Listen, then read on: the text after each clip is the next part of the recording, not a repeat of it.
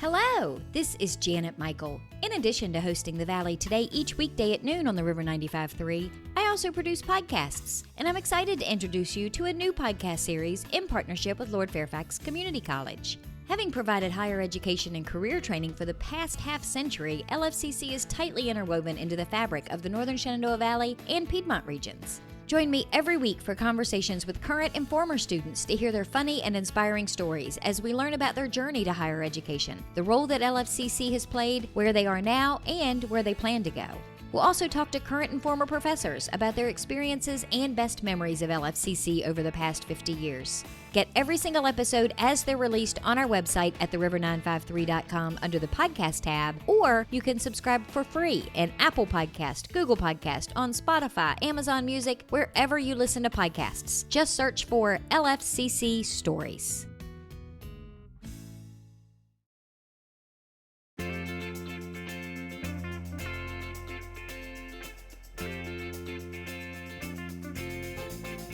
Hello and welcome to The Valley Today. I am your host, Janet Michael. It is The Valley Business Today as you are listening to the show. Happy Wednesday afternoon. We, however, have pre-recorded our conversation on the Zoom screen, as is sadly the norm these days. But not so sadly, I am sharing the Zoom screen today with Edie from Luray Chamber of Commerce. Hello. It's been a while. I only get to see you every other month on the second Wednesday of the month. So this is always a nice option when we get to talk to each other twice in the same month. I know. It always makes me so excited. And I am extra excited today because your guest joining us on the Zoom screen is Dave Thomas, and he owns Valley Star Farm, which I know does pumpkins in the fall, but right now is doing Christmas trees. And that is the epitome of what Christmas means to me, at least personally. So Dave, thanks for taking some time to meet me on the Zoom screen today. Glad to be here. So tell me a little bit about Valley Star Farm. I mean, how big is your farm? The farm is about 12, 13 acres just north of Luray.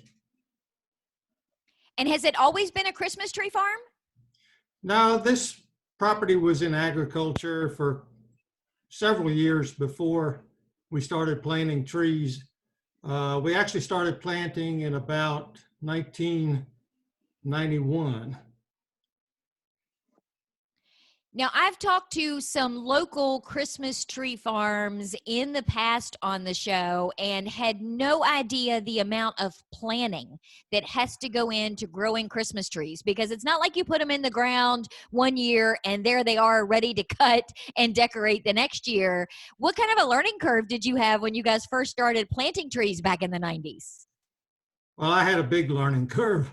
And actually, even before we started planting trees for Valley Star Farm, 3 years before that, I bought a existing Christmas tree farm over near Harrisonburg, and it was a large learning curve. That year, I had to figure out how to plant, figure out how to trim the trees, but I did have a lot of help from the previous farmer who had the Christmas tree farm before I did. But anyway, I kind of took that knowledge and brought it over to what we call Valley Star Farm, which, like I say, we started in about 1991. So there's a lot of things that should be done before you actually plant the trees. You need to figure out what trees do better in what areas. You need to figure out your layout, how you're going to get people in and out. It's a lot of things I did wrong, but I learned from my mistakes. Well, and it's interesting that you say that because, yeah, you're right. That's not something I would have thought of. I mean, yes, I understand you need to know which types of trees are going to grow best in what soil. But yeah, from a human perspective, being able to get people to walk down the rows and trying to have all of the same kinds of trees in certain sections, I wouldn't have necessarily thought through the retail end of it myself. So I would have gotten it wrong too. Well, it's a work in progress. How many different types of trees do you have? We have 6 different types of Christmas trees on our farm. We had 7 at one time. Scotch pine was one we finally had to let go. It just became too hard to grow the Scotch pine. A lot of disease problems, insect problems. People love that tree, but growers had a difficult time growing that tree. Now, Scotch pine has the long needles on it, doesn't it? It has fairly long needles. The longest needles are going to be the white pines. They have long, soft branches and soft needles. Mostly what we have now are Canaan Fir and Concolor fir. They have fairly strong branches. They're soft and they last a long time in people's homes. Where the spruces, we have Colorado spruce and we have Norway spruce, and they're nice trees and beautiful trees. They don't hold up quite as well in people's homes. Now, if people are careful with them and keep them watered, they do well. But if the house is very warm, or you have a wood stove, or you don't water the tree, they might lose a few needles. I seem to recall a couple of years ago, and you're going to solve this mystery for me, that we got a Christmas tree that I swear smelled like oranges. And I have no idea what kind of tree it was, and I've never been able to get it again. Was I imagining that, or is there really a Christmas tree that smells like oranges? That's one of our main trees, and that's a concolor fir. It's also called a white fir, but it does have a lemony, orangey, citrusy aroma to it. And a lot of folks, once they get one, the next year they want the same kind of tree. How many do you have left? Because I'm coming up this weekend.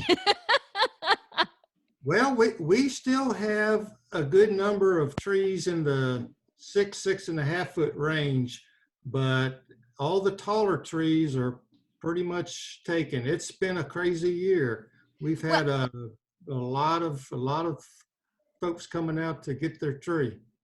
And it's interesting you say that. I was having a conversation a few weeks ago with someone in Clark County, with the Clark County Economic Development Authority, and we were just talking about random stuff, and they have several Christmas tree farms in Clark County, and we were talking about Facebook posts, and she said, well, we can't really say much about 2 or 3 of these farms because they're already sold out, that people from Northern Virginia already came in and got their Christmas trees. So you're kind of seeing the same influx of traffic?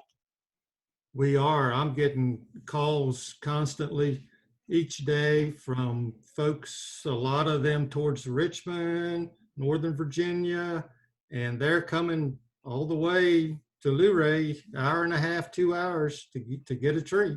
So the demand is high this year. And I'm hearing on the news that a lot of people, because they are working from home or they've been in quarantine, may have traditionally had the artificial trees, and now they're deciding, you know what, we're home, we've got time, we're going to make it a family outing. So a lot of people are changing over and getting real trees, I think, this year than maybe they did in the past. I think that a Christmas tree kind of gives folks a kind of a warm, fuzzy feeling. It's Christmas cheer. It's Christmas cheer. There you go. It's more than just a tree, which is one thing we need right now. Do you have a lot of people that when they come in and they ask you and they pick out their tree, they need all of the details for how often to water it? And have you picked up any tips for, I've heard you can put sugar in the water. I've heard there are things that you can put in your Christmas tree water that make it last longer. Do you have all kinds of tips and tricks up your sleeve? The main trick is to keep water on that tree. Put that tree in water as soon as you can and keep water on the tree. They've done a lot of studies on that, and really plain tap water is as good as anything. I like to start off with lukewarm water the first time I water my tree. It kind of loosens up the sap a little bit, but other than that, just plain tap water. Now, one of the tricks my husband does, and we have always had live trees. I don't ever recall, other than my grandparents, us ever having anything but a live tree. But when we go to get ours, whether we're buying it from a lot or we're cutting it down from a farm, when we get it home, my husband always slices off another piece of the trunk before he puts it in the tree stand and puts water in it. Is he supposed to be doing that? Thanks for mentioning that. I failed to, but that is a very good practice. If nothing else, we try to do a fresh cut at the farm, but it's best to do it as close to the time you put it in your stand as possible. So yeah, he's doing it exactly right. All right, I'm not going to tell him you said that because I always give him grief when he does it, and I don't want him to know that I was wrong. Well, he may listen to this and find out. Oh yeah, I'm going to tell him it's something uninteresting on the show when it airs. Although that's usually his cue that, oh, okay, that's something she doesn't want me to hear. She's talking about me again. I need to be in the car at 12 to 12:30. Well, let's take a quick break. When we come back, Dave, can we talk a little bit more about the farm, some of the other things that I'm sure that you guys offer in addition to Christmas trees, and get your hours and all of that information in the next segment? Well, sure.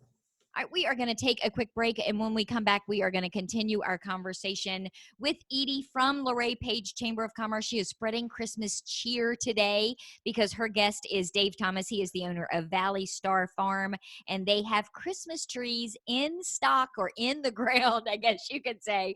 Right now, they are located in Luray, Virginia. We're going to get more of Dave's details when we come back in just a couple of minutes. Got a financial decision to make or a goal to reach, but you don't know where to start? You've come to the right place. Introducing Quick Money Chats with the Northern Shenandoah Valley Financial Education Program. Visit tinyurl.com/quickmoneychat to schedule a virtual chat with a staff member or trained volunteer.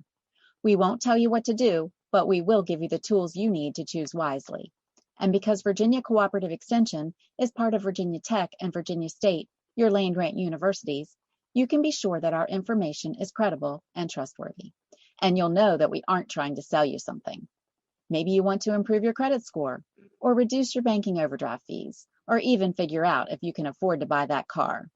Sorting through tons of information on the internet can be overwhelming, and sometimes it can be hard to know who to trust. Schedule a Quick Money Chat and get the information you need to take action. Go to tinyurl.com/quickmoneychat and get financial education personalized for you.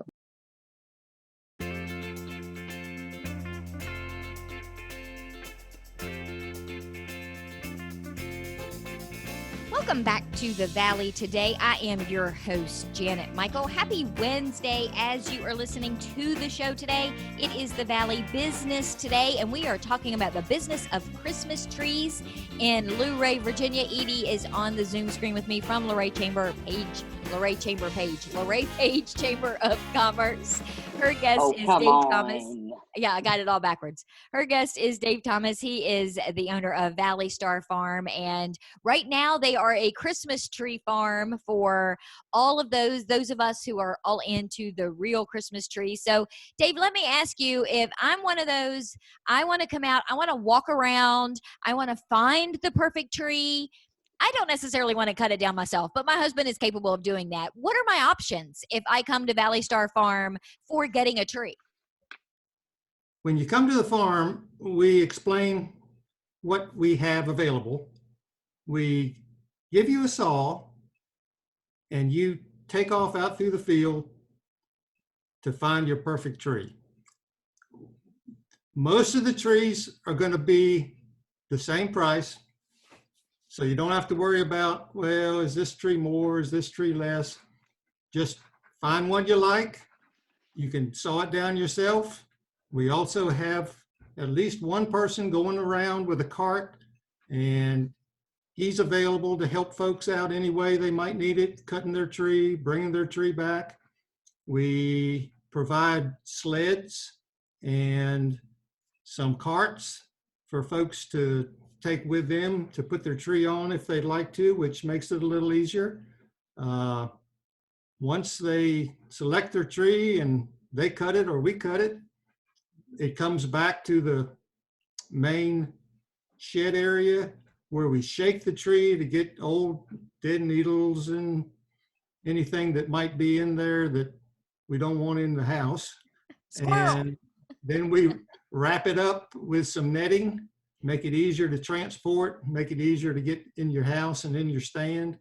And that pretty well takes care of it, except for the hard part of paying for it. So you mentioned that most of them are kind of the same price. Do you have a price range from low to high for your trees? $49 pretty well gets you any tree out there. The only tree that's different is the white pine, and that's $39. Now, the trees that we bring in, which are very few this year because they're hard to get, but sometimes we're able to get some Fraser fir from the big wholesale growers, and they are usually a little bit higher. But anything out in our fields, no matter what size, basically, if they're 6 foot and above, are the same price. If they're less than 6 foot, then the price goes down a little bit. But most people are going to be in that 6 to 7.5 foot range. A couple of years ago, we bought a tree for my parents when we got our Christmas tree, but we got them one that Dad could then plant in the yard afterwards. Do you have any of those? We do not. We used to. We try to refer folks to other places that they might be able to get a live tree. It's a good idea.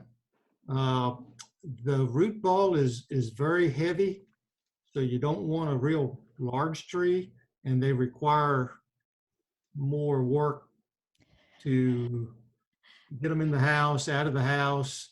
And then getting them to grow. I remember months after in the spring, after that Christmas, Dad was like, I want to say thank you for this tree, but my golly, that was a lot of work for me to have to get it to where it looks like it's not dead anymore. So that was a great gift idea that maybe was a little more work for the person that received it than we intended. It's a little tough on the tree too. It's the survival rate is not as high as it would be if you just dug up a tree and planted it. That coming in and out of the house is a little tough on the tree. And that makes sense. Now, do you have all the extra fixins too, like wreaths and all the other decorations that typically you see at a Christmas tree farm? We do. A lot of the trees, not a lot, but some of the trees we're not able to make into a Christmas tree for various reasons. Some of them just don't seem to want to be a Christmas tree. So we use those trees. We don't throw them away. We make wreaths, we make garland, pine roping, swags, table decorations. Most anything somebody might want us to make, we try to make it. And then as kind of an extra little something, especially for kids, we try to have hot chocolate available for free, and they enjoy that. We also have 3 goats out there in an area, and each year, that's one of the first things that the children do when they get out, and even the adults, when they get out of the vehicles, they'll go directly over to see how the goats are, and they really enjoy those goats. I can't believe Edie didn't tell me that you had goats, because she went bonkers over the goats at Massanutten Country Corner when we went out there and recorded their show a couple of months ago. Oh my gosh, you have goats. Hey, if I knew he had goats, I would have led with that. So Dave, Goats and where hot are cocoa, you what could be located better? in Luray? We're 3 miles north of Luray, on just off the main road, 340. Would be on the way towards Front Royal from Luray. And I know you've got signage, because I pass your place on 340 when I'm coming over to Luray to see Edie or do a seminar or something at the chamber. If you're coming into Luray, you're on the left, I believe. If you're coming from the Front Royal area, we would be on the left. That's exactly right. And what are your hours? During the week, we're open from 3 o'clock in the afternoon to 5:30, and it's pretty well dark by 5:30. Yeah, it's a little more complicated to pick out a tree in the dark. On the weekends, we open at 10 and we go until 5:30. And now is the time, because you mentioned earlier, you've got limited stock, so to speak, of some trees. So, I mean, we're recording this the day before it's actually airing. We're sitting here on a Tuesday, and people are listening on a Wednesday. So this weekend would be a good weekend to get your tree and have it for a few weeks before the Christmas holiday, and then be done with it before it becomes a fire hazard. Exactly. And there's a lot of farms that have already closed up. So we're having a lot of activity out there on the farm. Dave, do you have a website or Facebook or social media that people can get more information? We do. The website is valleystarfarm.com. We have a Facebook page also, Valley Star Farm Facebook. Fantastic. So, Edie, we were talking before Dave came on the Zoom screen with us, and you're one of those artificial tree people. Hey, it's my wife.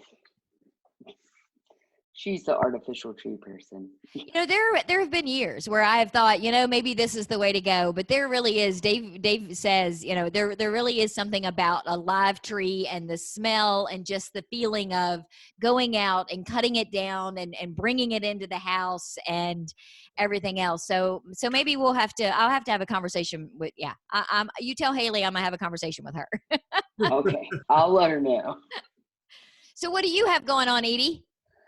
So, right now it's considered the season of giving. So our young professionals group is actually holding a fundraiser for Arise of Page County, our local homeless day shelter. It'll go until the end of December, so straight through December 31st. We're collecting unopened, non-perishable foods, travel sizes of toiletries, feminine products. Cash donations are also accepted. We've had a lot of those so far, so that's nice. And we're only like 8 days into it.